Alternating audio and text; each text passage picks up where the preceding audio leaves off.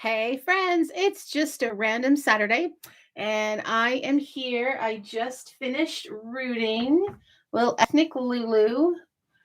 Here, her hair is very matted, and I'm sorry about the light. Wonder what we can do about that. I'm like going to be seriously backlit here. I don't know. I don't know if that really helps. But well, if we should we put her over here? I don't know. How about we move you guys? Maybe that will help. Let's see. We can put you over here on my painting table. I think that's a little bit better. What do you think? So here she is. Here is ethnic Lulu. Now her hair's all matted because I just finished rooting her, and I'm going to style her hair. And then I am going to seal her on the inside. So I've got a garbage can right here because I'm going to be trimming this hair. I designed her to look like an older baby. So I don't know if you can see, but I painted some teeth right there, just those first two teeth that are just barely coming out. And then I rooted her hair very thickly. So she looks more like an older baby. So I'm going to spray her with some mohair conditioner. This is human leave-in conditioner. 50% leave-in conditioner, 50% water. And I'm going to be doing that over my garbage here. And normally I would just use water for this, but because this hair is really thick and curly, and I really want it to get in there, I'm going to use my the mohair conditioner, and I'm just kind of rubbing it in there. I'm trying to avoid her paint. This won't take off the paint, but I don't think it's particularly good for the paint. So again, I'm just kind of rubbing this in, just getting it nice and soaking wet. And unfortunately, the only comb I could find was this fine tooth comb. So I'm just going to try to be, sorry, I keep holding it over the garbage and holding it really low. It's very, like I said, it's very matted down from rooting, and it's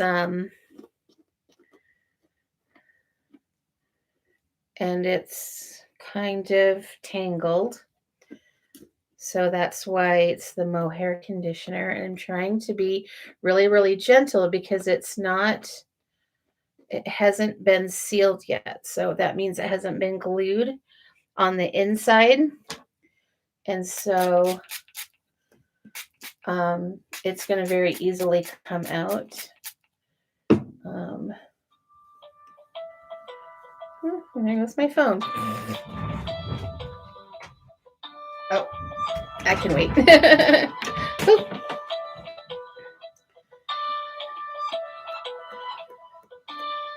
Just spam.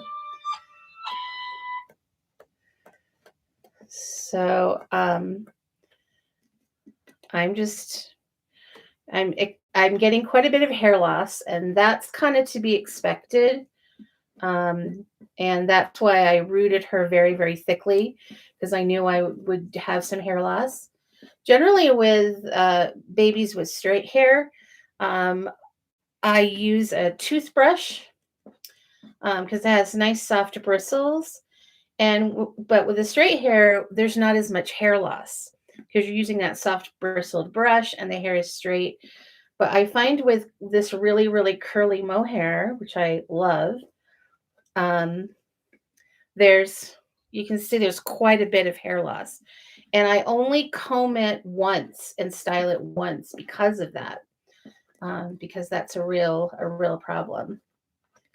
And I always start with the opposite way of the way I want it. Like I said, quite long hair, because I also want it to be able to be styled a little bit. So there we are. Let me show you how much hair I lost from that. Okay, so I'm just gonna Give it a little bit more here. I really want to get it nice and, so I'm only going to be doing this once before I seal it. So it looks a little bit like an Oompa Loompa right now. But now I'm going to basically comb it into some ways that I'm going to pull you down a little bit because I'm going to be laying her down right here. So now I'm going to be trimming her hair. So I'm laying her down on the side. When I rooted her, I used the same length of hair. And this is going to be hard to see because I have a black shirt and she has black hair. I didn't think about that this morning. And so I'm just trimming it. I'm trimming it short by her ears and kind of an angle so that it gets longer as we go up to the top of her head. So her owner can put like piggy tails in her hair. Do the same thing here in the back. Normally when I root, again, I root shorter hair at the bottom to help with this process. But again, I know that I'm going to have a lot of hair loss with this style of hair. And so I anticipate that, and I just do the same length for the whole thing. And I'm sorry that you can't see this very well between the lighting and the fact that I have a black shirt and she has black hair. And I'm just going around her head, picking it up a section at a time. I just put my, that was really good. I put my, oh, look at that. That's from my tree. It's not dandruff, it's my tree. And I just keep going around her head. And again, I just pull it straight up and away from her head.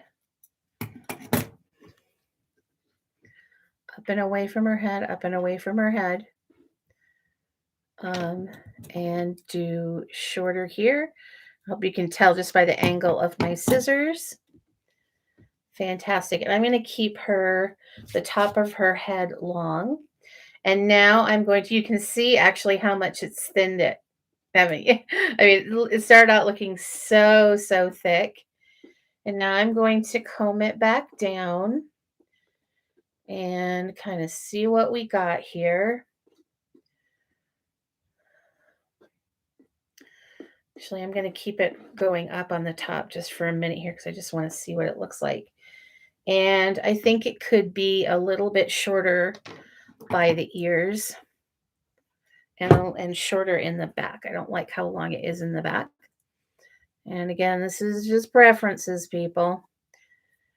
I want it longer on top because I want her to have piggies. So I should have grabbed my piggy things. I think I'll do that.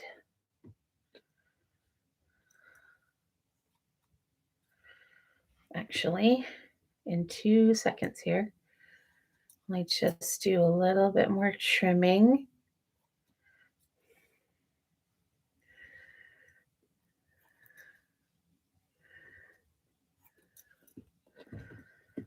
Okay. Just like I said, I'm doing this over the garbage. All right, that's looking better. So I'm going to just keep combing it down. And then I'm just going to like push it with my finger just to kind of restore. I know that the mohair I use is super curly. So that's just going to kind of restore that curliness that I know is there in the mohair. Okay, and then I'm going to go grab the little piggies I was going to use with her.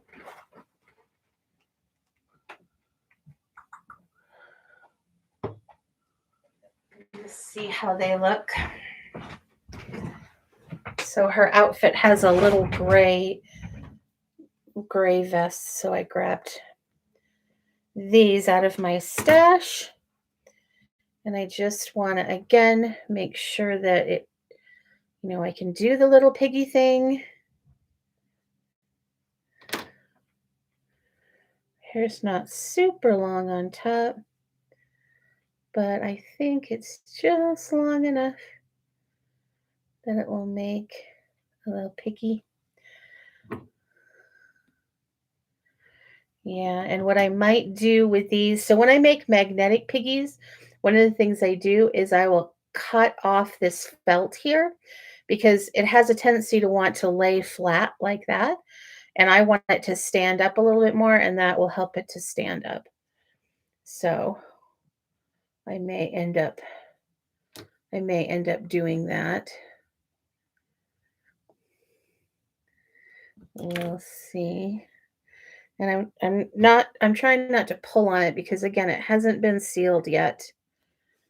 But there you go. There's her with little piggies. Isn't that cute? Okay, so that's the length I want. It's just long enough. And again, I want to do this really gently. Okay, and now I'm going to just go like that. Just kind of style a little bit more while I've got a tiny bit of the conditioner still in. It's pretty much evaporated. And so I think I'm good. And that's going to go home with mom, new mom. So I've got my, one more thing I want to do before I seal her. So I take a cotton ball and dampen it. And usually what happens in the reading process is the dolls get just little hairs on them and stuff. And so I just like to, I can't tell you how many times I've thought they were nice and clean and I take a picture of them. And then when I upload the picture online, I realize, oh shoot, they've got a hair. So this is just to get rid of all those extra hairs that have a tendency to find their way onto the face of the doll through the rooting process. Yeah, I can see some on there. And then I take a dry one and wipe and dry her off so her face isn't actually wet anymore. And there we go. All right, the next thing I need to do before I seal this little girl is I need to check her eye placement. So I just need to make sure that her eyes are both looking in the same place, the same direction. She's not cross-eyed or wall-eyed. This is always the toughest part for me. And again, I don't know how many times I've been like, okay, that looks good. And then I take pictures and everything. I glue it in, I take pictures, and I'm like, that does not look good for some reason.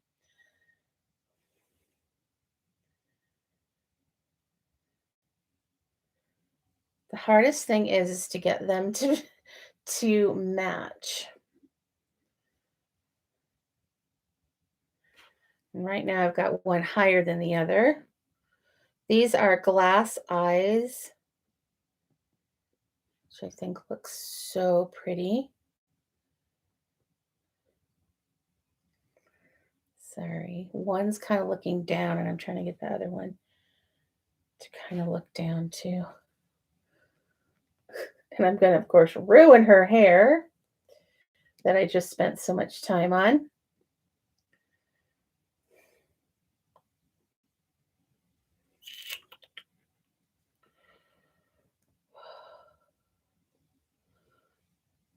This is the love-hate relationship that I have with eyes.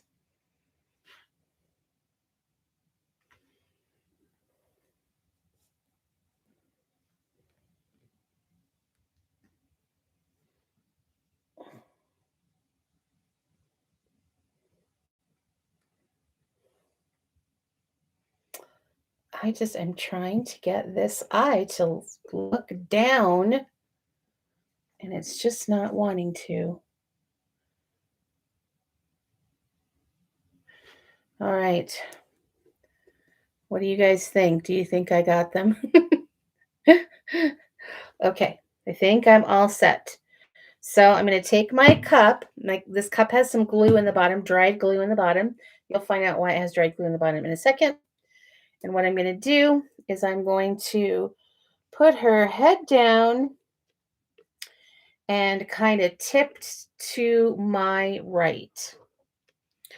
Then I'm going to get my hemostat with a cosmetic wedge on the edge, on the end, sorry, to spread that glue around. This is about how much glue I'm going to use in this situation because she's got quite a big head. Lulu is like a 22, 23 inch. So a full 0 to 3 month size. And then it's also for her eyes and to glue in her magnet. And so I have her magnet ready right here. I've made sure that this fits on her face really well. And this is the magnet that is going inside her head. I use an extra large magnet and I've got it attached. And I'll show you why. And I always put this on my left-hand side. Okay, so now I'm going to be putting glue all inside of her head. And I'm going to be moving this light around because this light is going to be really helpful. I'm going to keep you guys focused on the doll. And I bring my light down in here and it really helps me to see inside. All right, so when I take off the cap, this is called sealing, by the way. I have to be really careful because this glue has a tendency to ooze. So, oh, wait a minute. There's one more thing I forgot to do. I forgot to grab a paper towel. Because when I take my hemostat out, it's going to be covered in glue. Okay. So again, I take this out and I don't put it over the doll's head. The first thing that I do immediately is wipe with the corner. And then really quick, put it over the head. And then I just start squeezing. I start where the eyes are, and this light helps me see inside. And then I'm going to go where the hair is. And I'm going to try to go all over the place. Try to keep that neck of that glue in there so we don't have any glue where it shouldn't be. On the outside. Oops, sorry, I'm really trying to keep this in there like that and not have it come out. So I just don't want to get glue anywhere else. And I'm pretty, there we go. I'm pretty generous with the glue going inside there. And then with my last bit of glue, I tip the sculpt and I put a big glob of glue where the magnet's going to go. And the gravity is helping it go down. So I've used all of the glue. Now I'm going to wipe it off on the neck. Be really careful of any stringies. Throw that in the garbage. And now I'm going to just kind of just take that glue and spread it all around. Make sure every place that has hair has glue. And I am quite generous with the glue, but you'll find out what happens to the extra in a minute. You might have already figured it out. Okay. And I'm just going to kind of tap the eyes. I hope they're still in the right place. I kind of tap. And then what I do is I flip the doll onto the back of their head. And that's because I'm pulling out the hemostat. And I don't want, if there's any glue drips, I do not want them to fall on the face of this doll. All right. Now I'm going to take a look at the eyes. The eyes are looking good. Sometimes they'll move a little bit. And then I'm going to stick my finger in there, and I'm just going to feel to make sure that there's glue where I put where the magnet's going to go. And there is. So now I have glue just on one finger. So I take my pacifier, I slide off the magnet so I know the polarity is right. I stick that on my gluey finger, and then I stick the pacifier where I want it. Now, this magnet is so powerful that as soon as I stick it in the head, it actually finds the magnet that is on the pacifier and literally just sucks it up. Except in Lulu's case. Thanks, Lulu. You're really showing me up here. And I think that's because the inside of her mouth is kind of funky. There's like a bump there.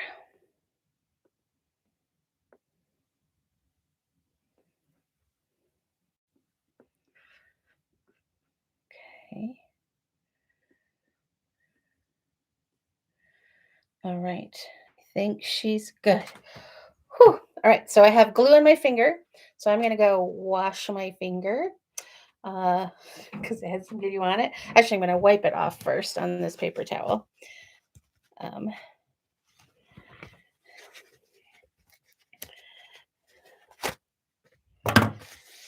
Wipe off as much as I can. And I'll be back.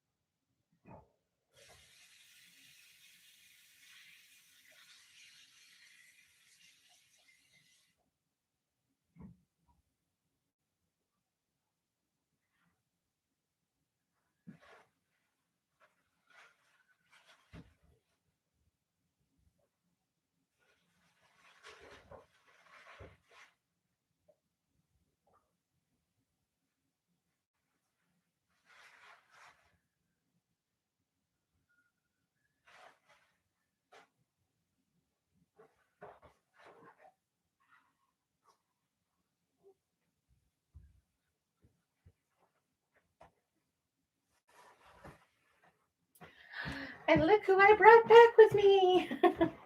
I went to go wash my hands and realized that I forgot that I put Michelle in there for her bubble bath. So here's Reborn Michelle. She's the next one on my painting table.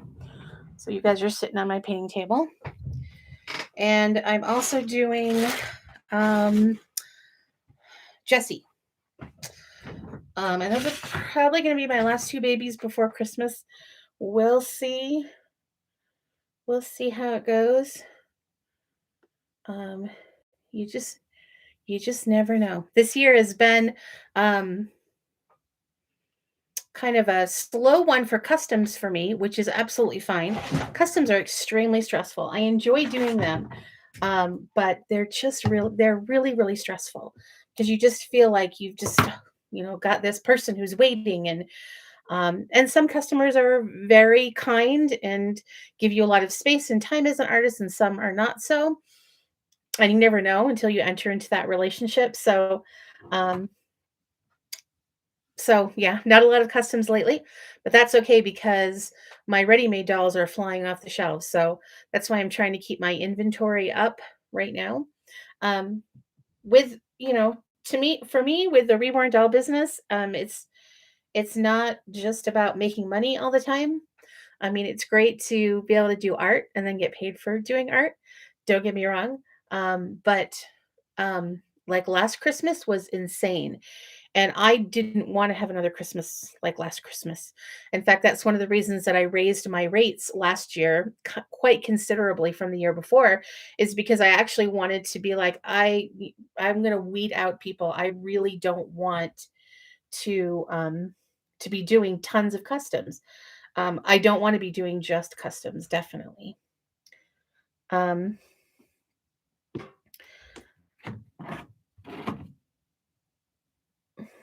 but I really enjoy, um, as an artist, my time where I get to just make dolls that I want to make, like ethnic Lulu. Um, and for me, those times are just as enjoyable as times where I'm super busy and get lots of money. I also enjoy, doing my little projects, which are just things that are fun for me.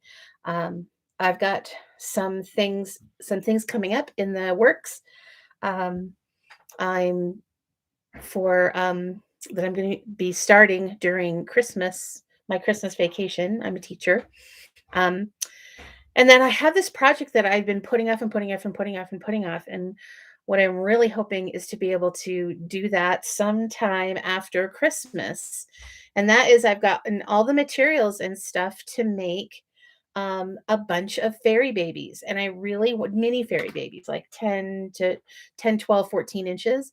I have all the materials and I want to make fairies for the four seasons. And it's been a project I've just been waiting and waiting, waiting. I'm really hoping I'm gonna have time to do that, this year. Um, I also have some news for that's gonna come more next year, but I'll tell you guys here first. Um, so whenever I see an issue in the Reborn Doll community, I try to do my best to fix that. Now, sometimes my fixes have not always are not always met by other artists very well. Um, but like I said, when I see an issue, I want to do something about it. Um, so one of the things that has really concerned me lately is the cost of reborn doll supplies and the supply of reborn doll supplies. So when we can find materials, they are more expensive than normal. Um, and um, so there's nothing I can do about that. If you want a certain sculpt, you may or may not be able to get it. I can't control that. And when I can find it, it's more expensive than it was before. I can't do anything about that. But what I can do is keep my prices the same. So I'm keeping my prices the same. Normally in January I raise my prices. I'm not going to do that this year. I'm going to keep them exactly where they are. If you see my dolls are more expensive, it's because of the materials. It's not because of the artistic fee I'm that I charge. Um, and then I also decided, so one of my resolutions for 2021 was to not buy any doll kits. Well, did not go that well. I still have tons of sculpts, tons of them, and I really need to get to the point where I only have a few. And so what I'm going to do is, and a lot of those sculpts I actually bought either early in the pandemic or before the pandemic. So I bought them at inexpensive prices. So I'm going to be offering a bunch of sculpts that I already own, um, and at a reduced price, because I really want to get rid of them. And I feel like, well, you put yourself in the situation, so you're going to get yourself out by helping people out. So I'm going to be talking about what those sculpts are, um, around after Christmas time. I think is when I'll show you the sculpts. I'll probably have to break it up into a bunch of videos because I have so many of them. But I'll do like all the real borns I have. I'll do all the fantasy sculpts I have. I'll do all the limited edition sculpts I have, and and they will be offered for a big, big discount. Oh, hey, we have some people who joined us. Hey, good. How are you doing? Well, I'm hoping to make the fairies. I keep saying I'm going to make the fairies, and I'm just really, really busy. But I'm setting a goal in 2022 to make those fairies because I've been collecting all sorts of other stuff for them too. Maybe I should put a link in the description so you can see all the cool stuff I got for the fairies. Hello, the art of handmade dolls. I am not in Canada. I am in the United States in Utah. You like the animals and big kits. Well, I just washed Michelle here. She is like a 6-month size, and I'm trying to get her done by Christmas. I had those of you who follow me on Facebook. I posted Holly yesterday on reborns.com and she sold within 2 hours, I think. But the person who bought her wanted her as a boy instead of a girl. So I have her entire holiday layette. She had like, a Christmas sleeper and a Christmas outfit. And I'm like scrambling to find another doll that I can give this Christmas outfit to. And um yeah, it's going to be, and the thing is about the outfit needs a doll with full limbs. And so I'm going to be using Michelle.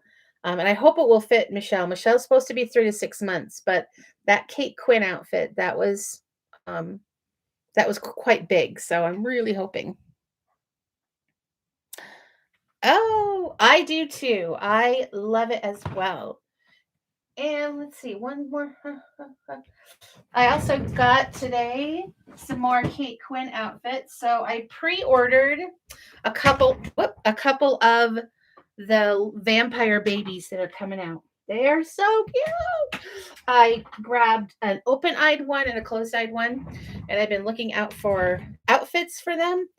And I found this Kate Quinn ensemble that I really liked. So it's a big headband. Um, and this is a little pixie, kind of a pixie hat with a little ruffle. And then this dress and bloomer set. So this is going to be for one of the vampires. I have an open-eyed vampire and a closed-eyed vampire. I don't know which. I'm going to make one a boy and one a girl, and I don't know which is going to be which. But this is what the girl is going to wear. And I'm keeping an eye out for the boy. I'm not really sure on the boy. I feel like they need something that looks kind of old-fashioned. So that's why I like Kate Quinn. And Kate Quinn is just so unique, like the colors that she uses and the designs that she uses. So that's another couple of ones that I want to be doing in the new year. You like open-eyed babies most. If you catch the beginning of this live stream, you can see how much I struggled with Lulu's eyes. I don't like open-eyed kits as a collector, and as an artist, I eyes and I just don't get along. I don't know how many times I've struggled with eyes, like how to make them look the way I want them to look, and I think they look good, and I put glue behind them. And I'm like, okay, it looks good. And then I take pictures and I look at the pictures and it's like they're wall-eyed or they're cross-eyed or one's high and one's low. And I'm like, oh, eyes. So honestly, I've actually started, because of that, I started charging more for my customs if they have eyes. I'll charge $10 more just for the aggravation of the eyes because I hate them so, so, so much. And it doesn't matter if they're glass or acrylic or whatever. It's just I don't like them. I feel like it's like a dead doll stare, and they're just really a challenge. So yeah, the $10 for aggravation. That's how much I'm gonna charge you for them. So for those of you who just got here, I just sealed Miss Lulu, Miss Ethnic Lulu. If you're on my Facebook page, you'll see that she was on there on Friday as a work in progress. And sorry, I'm just gonna gently, gently. There we go. So I put a lot of glue in there, probably about a third of a tube of E6000. And then I'm just gonna let this extra glue drain. You can't see how cute her hair is because her hair is black and I'm wearing black. And I'm like, I didn't plan that very well, did I? But I put her like this, and that's why this cup has all this glue on the bottom, which actually is good. It weights the cup, but it just drains all the glue. I find if I leave them, I used to leave them like upside down or on their back, and then sometimes the glue would leak out of the little holes in their head. And then I have this beautiful doll with a big sticky, shiny mess in the back of their hair or on top of their hair. It's crazy.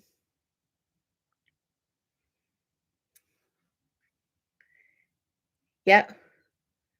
Yep, I agree. I haven't usually had problems with eyebrows. That's the funny thing is I'm good at painting eyebrows, but getting eyes to line up and be it's not so much the lining up, it's like I don't know. It's like sometimes one will be farther back and one will be farther forward. I just don't like it. I just don't like them. Yes, I don't do AA dolls very often. I am not a specialist in AA dolls by any stretch of the imagination. Sorry, I'm just noticing stuff. You know how that is if you're an artist, that the longer that you sit here looking at a doll, the more stuff that you notice. And you're like, oh, what about that? Why did I do that? Why didn't I do that? Why didn't I do that? Why did I do that? Sorry, just trimming the base of her hair a little bit. I'll just turn this around so you can see. If you go back to the beginning of the video, you'll find out that she was really thickly rooted at first. Like, you couldn't even see her head because there was so much hair. But, the process of combing it always when you comb, ethnic hair, it's because it's curly, it just, a lot of it comes out. So I knew that, and that's why I rooted her so thickly. And she still is pretty thickly rooted, but not like she was.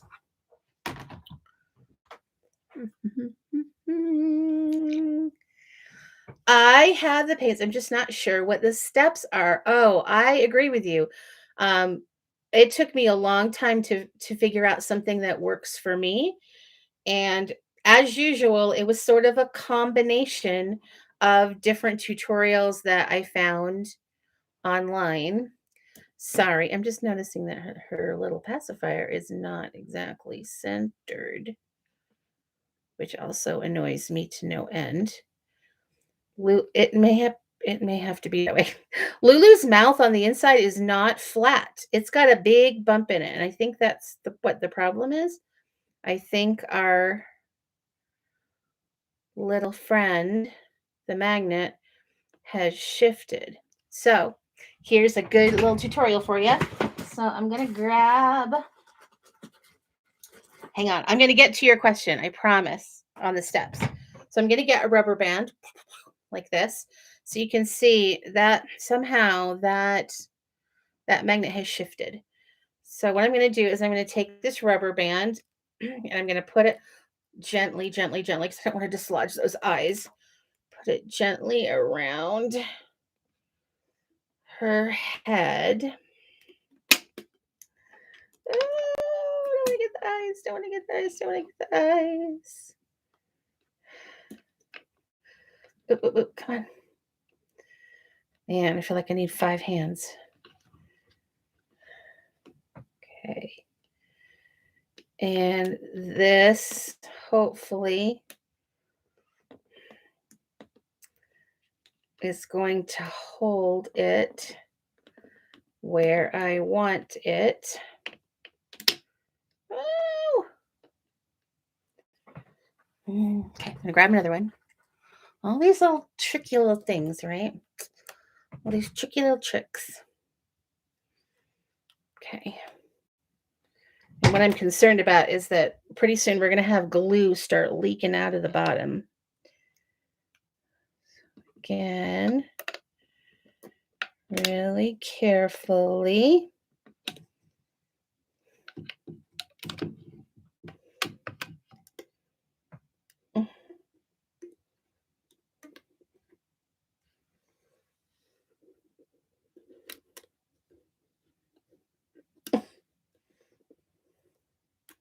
What kind of funny faces can you make while reborning? Okay.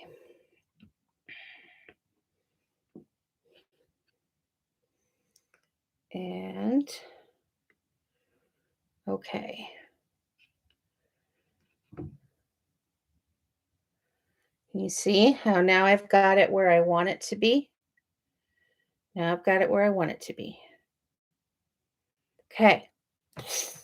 So many little tricks we have as reborn editors, right? The public will never know. Okay, so back to African American dolls. So basically, what I do is what I've landed on is that I do the exact same steps that I do with a Caucasian doll, except each layer, I do a darker color than I would for a Caucasian doll. Okay, so let me give you an example. So, the first thing that I do is creases. I do creases first, and that helps blend the creases really well. And the crease color I use, unfortunately, is not available anymore, but I made it before I got this color, and I'll just have to make it again. This is Authentic Reborn, and this is what I use for Caucasian dolls. So it's a deep, deep purple. With my AA dolls, I do this a little bit of this purple, and then I mix it with black. So it's like black creases. Look, I look like I'm doing a goth doll. Then I do skin tone. And so for a Caucasian baby, I'm going to do a skin tone that looks like this. This is baby skin or flesh 08. What I do is I do 2 layers of Flesh 02. Flesh 02 is the darkest flesh layer. So looks like this. I call this the milk chocolate layers. I do a layer and I let it dry, and then I do a layer and then I bake. And then I take this color and I add black to it.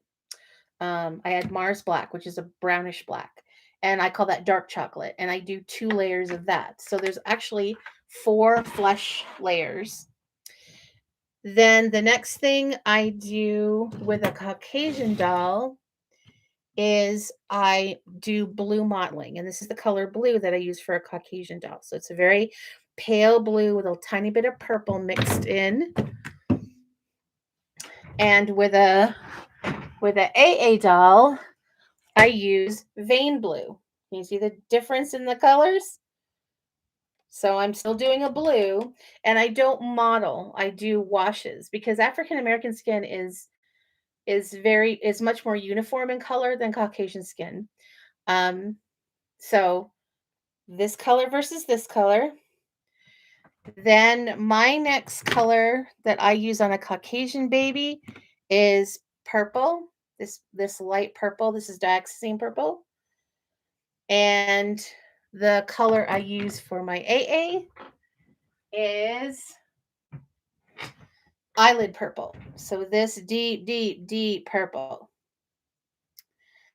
Then the next color that I use on my Caucasian babies is this blood red color. I don't know if you guys, if I tilt you down. There we go. This blood red color, which I make with one of the Bountiful Baby reds, and I add some purple, and I add some burnt umber to it. I use the same color on my AA dolls because it's such a dark color. And then next is yellow, usually.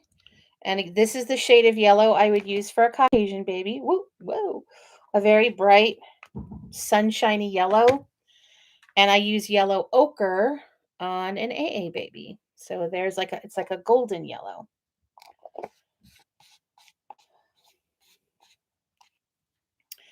Um, so everything is darker. Just everything is darker versions of what I would use on a Caucasian baby.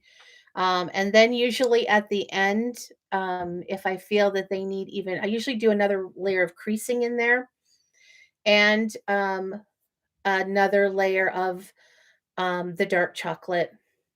I do that so depending on that how many times. This is probably the darkest ethnic doll I've ever done.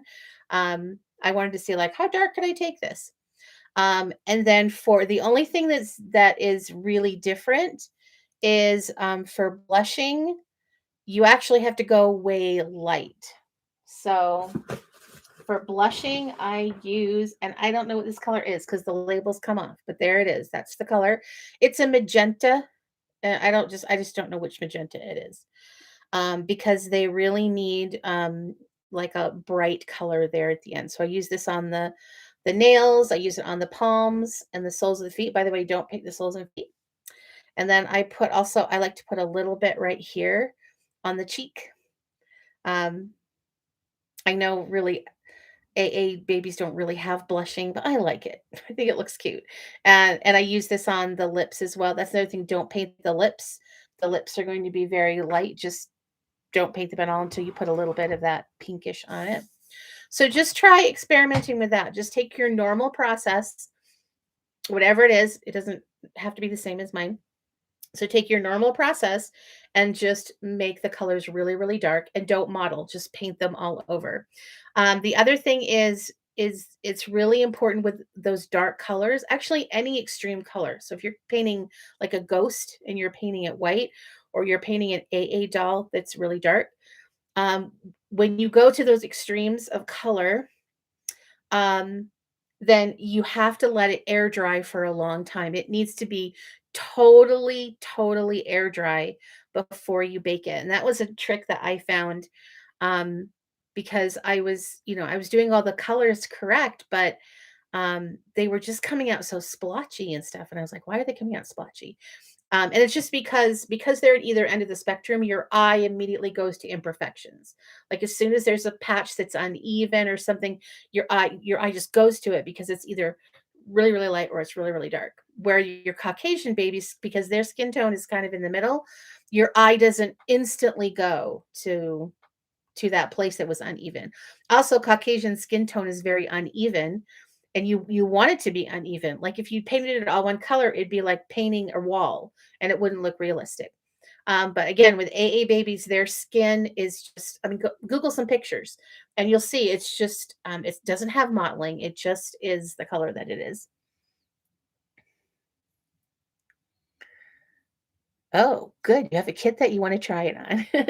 Another thing that might be helpful, there are a few kits that are specifically AA kits, so they're darker vinyl, and that's how I started. There aren't very many of them, but that's how I started because I had a hard time getting the depth of color that I was looking for. Um, I would not suggest starting on a Bountiful Baby kit because they are so pale. They are so pale. I mean, here's Michelle that I just washed, and this is how Lulu started. I mean, look at that. Look at the difference between the two skin tones. It takes a long, long time and a lot of work. And that's also why I started charging a bit more um for my AA babies because when I sat down and actually thought about it, I do on a typical reborn, a Caucasian reborn, I do 16 layers. That's not including hair and eyebrows. That's just the skin tone layers and the nails and stuff like that. But with AA babies, like I said, instead of one skin tone layer, there are four.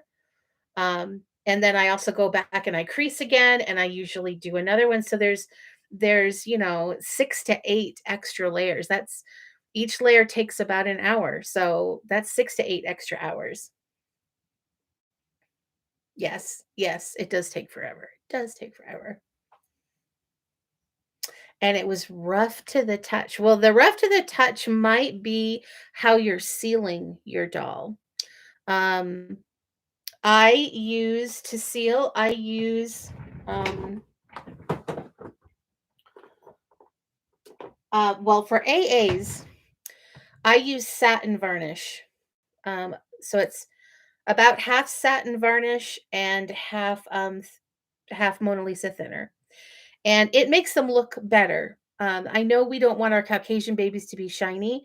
The satin is very, very subtle in its shine, and it really does make it more realistic. That was actually a suggestion from an African American lady who bought one of my AA dolls. And she said, "Oh, it's beautiful. I love the painting." But she said, "He's just kind of flat." And, that, and so it was her suggestion. She says, "Is there a way you could make him just sort of a glow a little bit?" She didn't really know like the words for it. And I'm like, "Oh, well, I'm going to try satin varnish." And I'm also a part of an artist group on Facebook, and I asked, and people suggested a satin varnish. So Lulu here has that satin varnish, and you can see there's a sheen to her. Now that sheen is more pronounced because I've got a big bright light on her. In like reality, it's not shiny. It's just a sheen, and it really improves the look of them. Um and it's pretty smooth. It's not smooth. Um but it's not rough. It's just a tiny bit textured. And then for my Caucasian dolls, I use a mixture of 50-50 Genesis thinning medium and thinner. And I use that as a prep layer too. Oh, that's another thing. So if you're painting a AA baby, it's a really good idea to do a prep layer. So that's just a layer of the 50-50 Genesis thinning medium, and Mona Lisa thinner. And again, you have to let it dry thoroughly, and you bake it twice. And it just provides a good base to put all that paint on. Um, I use that for all of my dolls because I'm a what Gabriel of St. Cloud Nursery would call, I'm a deep painter. Like, my babies are not pale babies. I don't like pale babies. I like I'm a person that as an artist, I want to see that those blue undertones just faintly, I don't want blue and blue, but I want just that subtle look. And I like to see all the layers and all the time that the artist has put into their doll, and all the time they've put into it. So that's just me. That's what I like. I'm surprised she hasn't started dripping yet. That's really interesting. That shows me that hair is really soaking up the paint, and there's a lot of hair in there. So she's gonna be super cute. Lulu was actually one of the first dolls I ever painted. I'm kind of been going back recently and painting some of the first dolls that I painted when I started like 6 or 7 years ago. Um, my first doll that I ever painted, which I will never voluntarily show a picture of in public, it was such a horrible looking doll. I don't even remember what sculpt it was. Frankly, I don't, because I just blocked out the memory. It was so bad. Um, really, my dolls didn't get good until like the second or third. And they didn't get really, really good until maybe a couple, 2, 3 years ago. And my rooting has not gotten good until this year, really. I think my rooting I'm starting to be okay with it. I still think my painted hair is a lot better than my rooted hair. Um, I am not a mono rooter at this point. I wish I was. I wish I had the patience, honestly. It's a patience thing. I know that if I took my time, I could do it. I just don't have the patience for that. So I micro root, so sometimes there's one hair in a hole. Most of the time it's two or three. So it doesn't generally, my rooting generally doesn't look like pluggy, you know, but it is thicker than I want. I would really like to be able to do just that sparse newborn look like you see in the prototypes. I wish I could do that. I admire that so much. I know how much work that takes. I really have an appreciation for that. But like I said, it's not my jam at this point in my life. I am definitely a hobby painter. I'm not in this for the money. I appreciate getting I appreciate getting money for what I'm doing, for the art that I'm doing, but I'm not here to make money. It's not my only job. Um,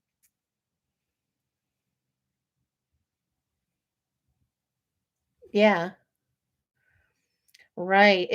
Right, exactly. It's the practicing. Honestly, what helped me the most to get better at hair painting, I did take a hair painting class at Rose from Yvonne Nather, and it was excellent. But it was one of those things, once I got home, it was like whoosh, I forgot all of it.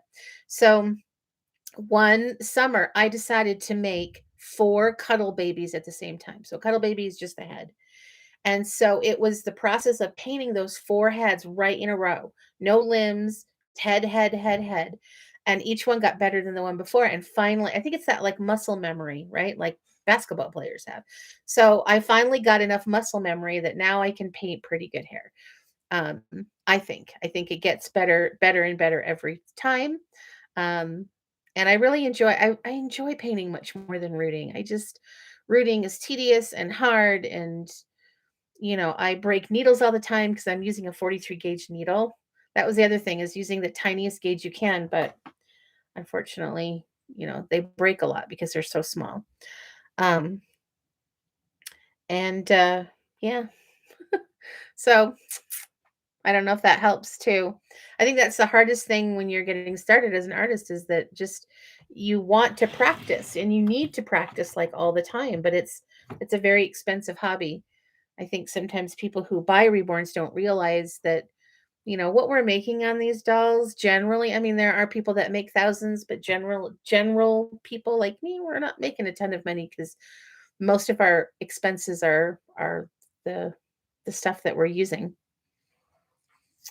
After Christmas, I'm gonna paint, yes. Yep, I'm a teacher, so that is one of my big painting times, is between Christmas and New Year's, um, because I have all my kids are grown, so it's not like, they have all these cool toys to play with and stuff, and, um, so Christmas is pretty mellow with all our adult children.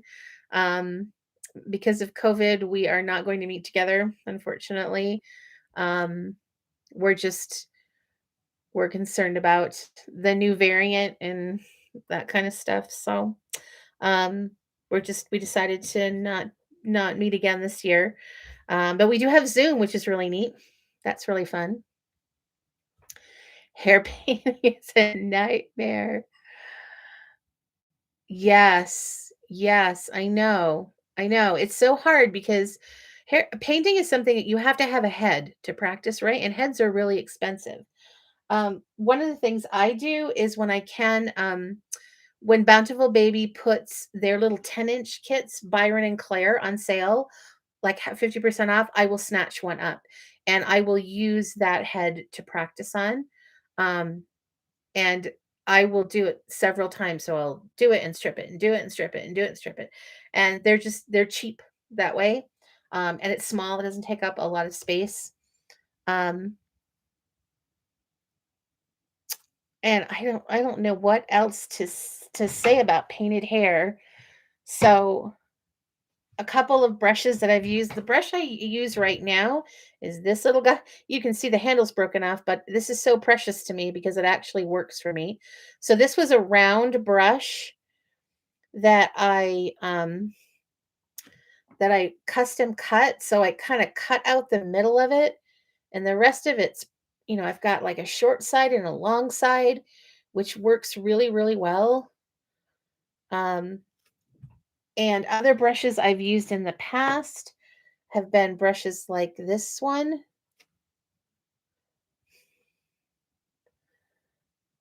So again, that has that hair-like look. I've used brushes like this in the past, like a fan brush. That's what I started with. It's this brush that I really swear by, honestly, which is why, even though the handle's broken off, I still have it. I don't know what would happen if any part of any other part of this broke. And then, of course, I also use a super, super thin brush for the little things in the front, or the little parts in the front, or just to do a more pronounced swirl in the back.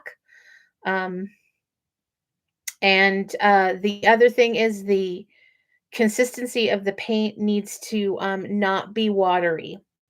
So we were used to, as you know, Reborn artists, our paints are they're they're really watery. They're watercolor consistency. For painting hair, your bleh, I can't talk. Your consistency of your paint has to be a lot thicker. Yeah, this is where things started to make a change for me when and I don't really know even how I cut it, and I don't even know why I cut a round brush because I've never heard of anybody using a round brush. I've heard people cutting flat brushes and using fan brushes, but I never heard of anybody doing this, so I don't even know why I did it. It just works so well because it's got this short side that kind of does it thicker, and these longer pieces tend to, when you finish your stroke, they tend to leave that feathery sort of edge. So, like right here, this is one of my hair painting trays. And so I'll take this. This is dried, obviously. I will literally just take my thinner and go like that. Just the fastest little woof I can do. And then mix it really, really well. And um, that's what I use for paint. And um, I do at least 3 layers. The first layer being the lightest layer, and then darken it from that. So usually I'll do a light layer with this, then I'll come back with a dark layer with this, and then I'll come back with it. I'll add a little more black each time and come back with even darker. And then I'll finish up with this little guy making, actual individual hairs. I'll do little hairs on the side. Um, Places where I want it to be thicker, I'll do another layer. So I do at least 3 layers um, for hair, sometimes 4 to 5, depending. Again, those two extremes, like blonde hair and black hair. Blonde hair, for some reason, needs more layers. You think it's lighter, but blonde hair has lots of different tones in it, right? It has sort of reddish tones. It has white tones. I use like a I use brown. I use a reddish color. I use yellow, and I mix with white, and I use white. And then black is the same thing. Um, because again, it's the consistency issues. Black is really difficult to make actually black. Like even these eyebrows, like I painted these eyebrows with black, with Mars black, and it doesn't really look black. I mean, it looks like a light black, like, and that's okay for baby eyebrows, but it's not okay for hair. Um, so, so yeah, I'm glad I could answer some of your questions. I think I would really like to do at some point. I keep thinking I'm going to do this as a tutorial. Is do a side by side of a Caucasian doll, painted side by side with an AA doll. Like I said, some of the problems with that is that AA dolls take about 6 layers more. So there gets to be a point where you're no longer on the same layer with them. But I could finagle that in a video and just show like layer by layer how they start the same and then they start to diverge until you get a really dark doll and a really light Caucasian doll.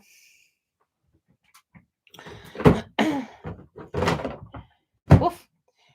And if there's anything else you would like to see, let me know. If you'd like to see me do the fairies like online, um, any part of that, that would be I would be happy to do that. Um, to show what I'm going to do for fairies. I just can tell you one thing. I'm not going to do fairy spots. I just don't see the appeal in fairy spots. It's funny. Bean started doing that, the idea of the spray of dots across the face. And now everyone's doing and like, okay, dots equal fairy. No, I don't think so. No. I think they're probably going to be realistic, but I'm not really sure. They probably have like colored hair. I have their hair already. But yeah, I am not exactly sure what they're going to be, if they're going to be anything special. Um, but I feel like with AA dolls, like I am not an expert. There are a lot of people who that's all they do is the AA dolls, and their dolls are gorgeous. But I've always been a generalist when it came to painting. I like I didn't think I would be. I thought I got into this hobby because I couldn't find the fantasy dolls that I wanted. Other artists were not making the fantasy dolls that I wanted to see. And but my very wise mentor artist said, "You know what? Before you start breaking the rules with fantasy dolls, you really need to have a good understanding of how to do a typical doll." And so begrudgingly, I said, "Okay, I'll do that." And I like the variety. I like doing all ethnicities. I've done Asian, I've done Hispanic, I've done African American. I do mostly Caucasian. Um, and I do all sizes. I tend to do mostly newborn and 0 to 3 month size, but I do bigger kits on occasion. I don't really like doing bigger kits. They're just bigger to manhandle and manage, and they take longer to bake because you sometimes have to bake their limbs separately. Um, but I do them, and then I do typical dolls as well as fantasy dolls. So I do them. I do them all, and I enjoy all of them. I enjoy the variety as an artist. All right, kid.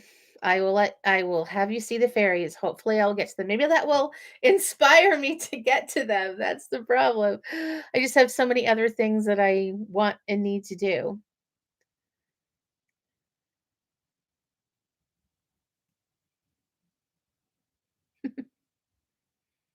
All right, bye art. You are on Instagram. I am on Instagram near and far reborn dolls. I am just not there very often, honestly. The best place to find me is on Facebook or here on YouTube. Um, but honestly, a lot of times I feel like I'm so busy making gels that I don't often have time to do posting stuff wherever I post. When I do Asian, do I do more of a yellow ochre wash? Yes. Yes, I do yellow ochre. And I also, instead of doing like Flush '08 or Baby Skin, I do, let's see, let me grab it. I just grabbed a little while ago a set. So this is the set of all the Bountiful Baby flesh tone colors. And I usually do Flesh '07. So Flesh '07 is it's not as rosy a color. So because Asian skin is usually more yellow and tan-ish. So this is more of a tan color. Or sometimes I'll even do like Flesh '05 or Flesh '06. Some of these darker ones that don't have the pinks in them. Asian skin tone is not rosy and pinky. So the same thing. I don't usually do like blushing. I don't usually do just any. I try to stay away from reds and pinks. Um, I still do blue mottling and purple mottling, but just stay away from the reds and the blushy colors. Um, and yeah, use yellow ochre. Um, so I don't like blush the palm of the hand. I do make sure that the fingernails are a little bit red, a little bit pinky red, but I don't blush the hand and blush the fingertips. I don't give them like blushy cheeks. Um, uh, I do use red on the lips, but it's more of like a pale pink. Mm, yeah, more like, and of course, again, my labels come out. So many of my labels just come off. But I don't know if you can see that color. So that more like that for lips. Um, yeah, skin tones are so much fun.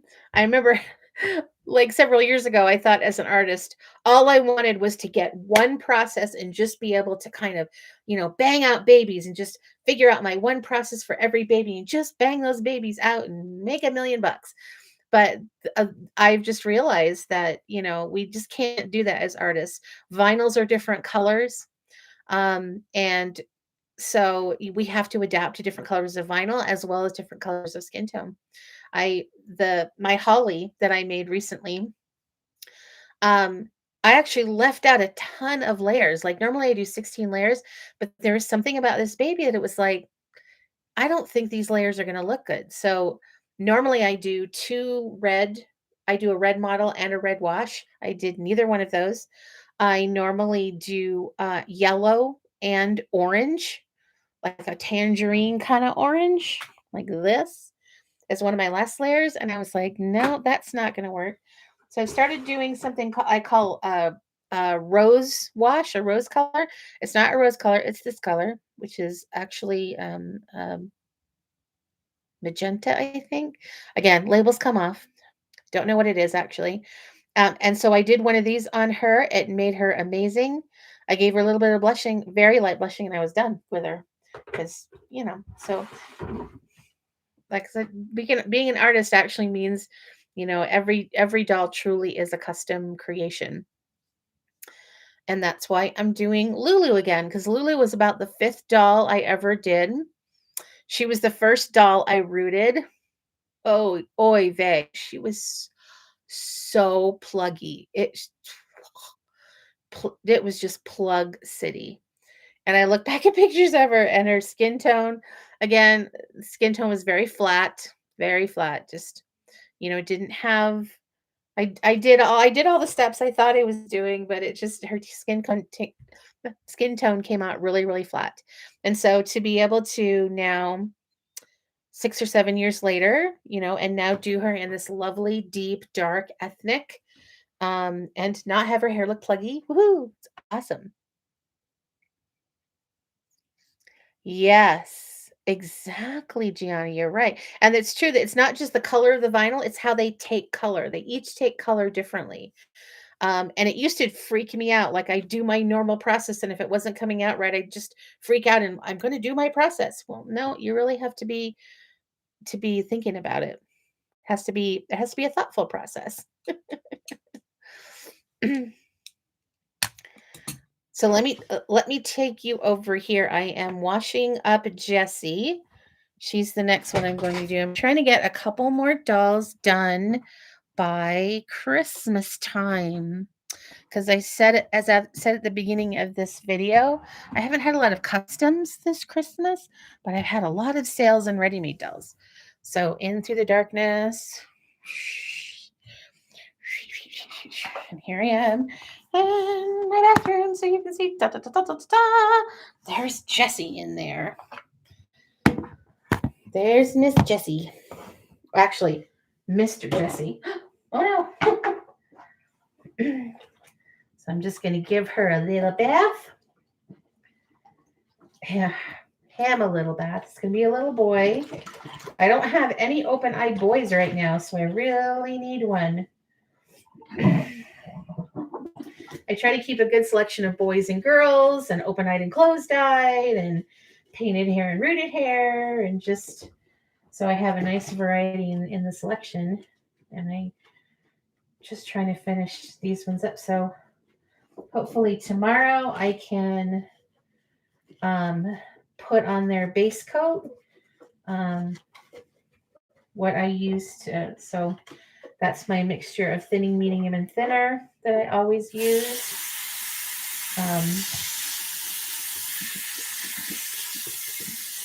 That always takes a while because it has to dry thoroughly and it has to be baked twice and dry in between. So here's Jessie's cute little hands. I love Jessie's hands. I like the nice relaxed hands. So another nice relaxed hand. And then such an adorable little face. Here's his face. I don't want to drip on the computer. Little sucky lip, which is adorable.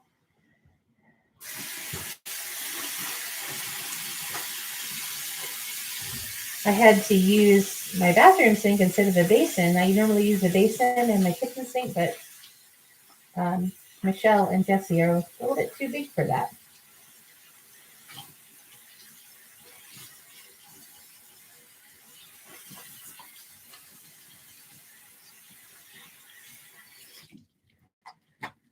Okay. There we go. This is what I use to just scrub them so that they're nice and clean. I only use that for my dolls. I don't use it for anything else. Okay, I'm gonna wipe my hands off so I don't ruin my computer. So I think I'm gonna take Jessie back to my studio.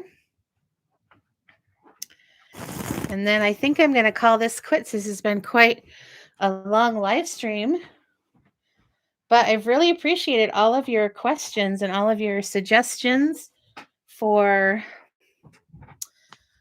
different videos you want to see in the future. I am not the pure subscriber. I'm sorry. I am not the best at making tons and tons of videos. I guess I feel like there are already so many really good videos out there of people who are way better than I am. I'm particularly enjoying St. Cloud Nursery's videos. She is an amazing artist. I was lucky enough to have one of her dolls. They're beautiful in person, and she is just so incredibly helpful as an artist. How long do you let them soak in there? Well, I don't really time it. Maybe 15 minutes or so. You know, when the water starts getting cold, it's definitely time to take them out, and I scrub them really good and rinse them off in really hot water. When I'm done, it's just to make sure there's no oil or grease on them before I do their prep layer. And usually they are, if I do, so I'm doing them right now and they will be dry by morning, or I can do them first thing in the morning and they'll be dry by early afternoon. But I live in a really dry climate. So that was not the case when I did not live in a dry climate. It took like 24 hours. Um, so yeah, they got a cute little bubble bath and now they are all ready to be painted. This is the basin that I use, and I just use that because I don't want them to get anything on them. I don't want them to pick up anything accidentally. You know, I do wash out, the sink and everything before I do this, but just want to make sure that they're not getting anything. They're not picking up a glob of toothpaste or something like that. So, all right, I'm going to head off. I also have to decorate for Christmas. I haven't even done that yet. I went to visit my dad during Thanksgiving. We got back late on Sunday. So normally we decorate after Thanksgiving, but I just haven't had time at all. So I'm hoping to this weekend at least get some of the basic stuff up. So it was a pleasure, all of you that came. Gid, the Art of Handmade Dolls and stuff. Gianna's Baby World Reborn. I love it. It was great to talk to all of you. TTFN, ta-ta for